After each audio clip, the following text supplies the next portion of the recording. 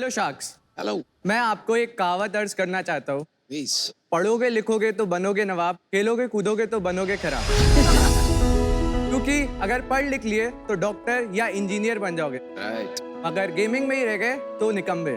यही कुछ हाल मेरा भी था जब मैंने अपने इंडियन पेरेंट्स को ये बताने की कोशिश करी कि मैं गेमर बनना चाहता हूँ। तो मेरी माँ ने तो 2 कान के नीचे लगाए और मेरे पापा ने चाचा मामा और बुआ साथ एक कमेटी ही बना ली थी और यहाँ तक कि मेरे से कॉन्ट्रैक्ट साइन करवाया कि अगर मैं कुछ लिमिटेड टाइम तक गेमिंग में अचीव नहीं कर पाता हूँ तो गेमिंग छोड़ दूँ। कॉन्ट्रैक्ट। तभी मैंने ये ठान लिया कि बनूंगा तो गेमर ही, और मैंने वहाँ से शुरुआत करी अपने ब्रांड की अपथ्रस्ट ई-स्पोर्ट्स। हाय शार्क्स, मैं हूँ कार्तिक सबरवाल झांसी से और मैं 21 साल का हूँ। हाय शार्क्स, मेरा नाम है वैभव कुमार, मैं 20 साल से हूँ और मैं इटावा उत्तर प्रदेश से हूँ। शार्क्स, इंडिया में आज करेंटली 42 करोड़ एक्टिव गेमर्स है और इसी कम्युनिटी को केटर करता है हमारा brand upthrust esports. Upthrust esports एक ऑनलाइन गेमिंग प्लेटफॉर्म है जहाँ हम गेमिंग इवेंट्स ऑर्गेनाइज करते हैं और उनका प्रोडक्शन भी करते हैं।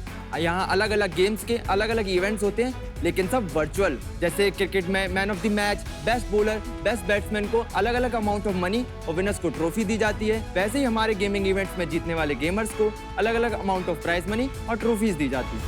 हम हमारे गेमिंग इवेंट्स YouTube पे ब्रॉडकास्ट करते हैं जहां हमारे 3.5 लाख से भी ज्यादा सब्सक्राइबर है और इन्हीं इवेंट्स को हम लोको पर भी ब्रॉडकास्ट करते हैं जो कि एक इंडियन गेमिंग प्लेटफॉर्म है।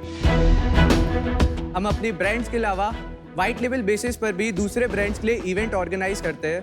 हम अपने इवेंट्स में ब्रांड इंटीग्रेशन करते हैं जहां हम ब्रांड को उनके टारगेटेड ऑडियंस से कनेक्ट करते हैं और उनके एडवर्टीजमेंट करने में मदद करते हैं। अपथ्रस्ट ई-स्पोर्ट्स पिछले 2 सालों में 10 करोड़ लोगों तक पहुंचा है। हमने 30 से भी ज़्यादा गेमिंग इवेंट्स ऑर्गेनाइज किए हैं जिनका पूल प्राइस तकरीबन 1 करोड़ तक रह चुका है। हमने 20 से भी ज़्यादा ब्रांड्स के साथ काम किया है और हमारी अपथ्रस्ट की कम्युनिटी तकरीबन 8 लाख गेमर्स की है। शार्क्स, आज इंडिया में गेमिंग इंडस्ट्री 18,000 करोड़ रुपए की है। हमारा विजन है कि हम ना सिर्फ इंडिया में बट ग्लोबल लेवल के टॉप ऑर्गेनाइजर्स बने। हम गेमर्स को एक ऐसा प्लेटफॉर्म प्रोवाइड करना चाहते हैं जहां वो अपना टैलेंट शोकेस कर पाए।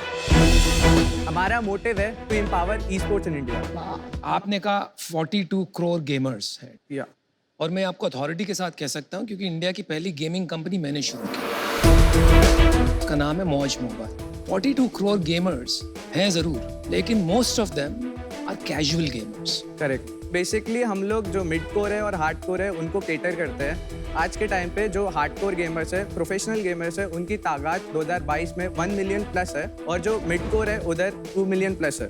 राज, थैंक यू। कार्तिक, हाँ जी। आपके जो पेरेंट्स थे, अब उन्हें ठीक लग रहा है कि आप कर रहे हो जो सही कर रहे हो, गेम खेल रहे हो? उन्होंने मेरे को टाइम दिया था कि 6 महीने में कुछ मेरे को 50,000 कमा के दे। फिर? तो 6 महीने बाद 5 लाख कमा के दे दिए, तो फिर उसके बाद पूछे तो अभी कोई अपना वो दिखाओगे, डेमो या कुछ? या तो शार्क्स, हम आपको इसके बेटर एक्सपीरियंस के लिए एक लाइव डेमो दिखाना चाहेंगे। जैसे स्पोर्ट्स की दुनिया में होस्ट और कमेंटेटर्स होते हैं, वैसे ही ई स्पोर्ट्स की दुनिया में होते हैं कास्टर्स। तो हम आपको इंट्रोड्यूस कराना चाहेंगे एक प्रोफेशनल ई स्पोर्ट्स कास्टर से जो आपको गेम के बारे में बताएंगे। तो कैन वी ब्रिंग? या श्योर। अच्छा, यहीं हाय शार्क्स, मैं हूं स्पीरो और मैं हूं एक प्रोफेशनल ई स्पोर्ट्स कास्टर। अभी अनुपम जी एंड अमित जी को बुलाना चाहूंगा यहाँ पे। आज हम खेलने वाले हैं न्यू स्टेट मोबाइल। इसके रूल्स बहुत सिंपल रहेंगे, जहाँ पे जो भी शार्क पहले 2 पॉइंट हासिल करेंगे ही वुड विन। अब गन का है? अब आइए, अब आप आगे जाओ। गोली कहाँ से मारते हैं? इससे। किससे? इससे? हाँ। सो जैसा कि आप जानते हैं, इट्स अ 1v1 कॉम्पिटिशन।